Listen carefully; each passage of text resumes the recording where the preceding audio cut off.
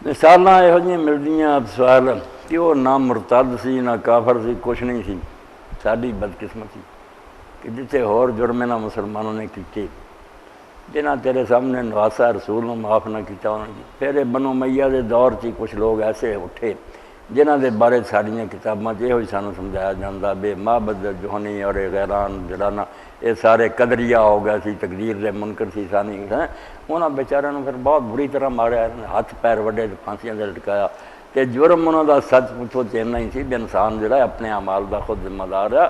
नेकियां बदियां जड़ियाँ कर रहे तुम आप करते जो, खुदा नहीं तुहाडे कोल कराउंदा, तुसीं क्यों वो मूँह कालक मलदे जे भी मदीना अगर उजाड़िया या हुसैन को कतल किया या मक्का साडा की कसूर है, साडे को अल्लाह कराया। ये क्यों कुफरी आकीदे लोगों को दसदे हैं? अपने गलों ला के खुदा ते तुहमत लाउंदे।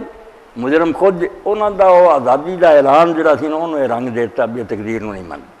उन्होंने बेचारियों के ना मौलवियों ने क्या हथ पैर वड्डे गए।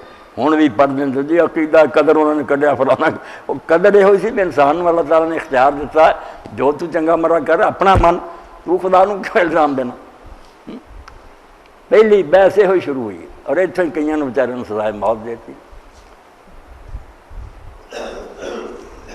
जदों हाल हाल हुई ना सारी दुनिया च एक जलदा आया कि यार इन्नी जल्दी रसूला तो बाद रसूला के खानदान को जबा करता जे। मदीने शरीफ 3 दिन फौजा ने उदम मचाई रखा, मक्का शरीफ में अग लाती, बैतुल्ला नूं।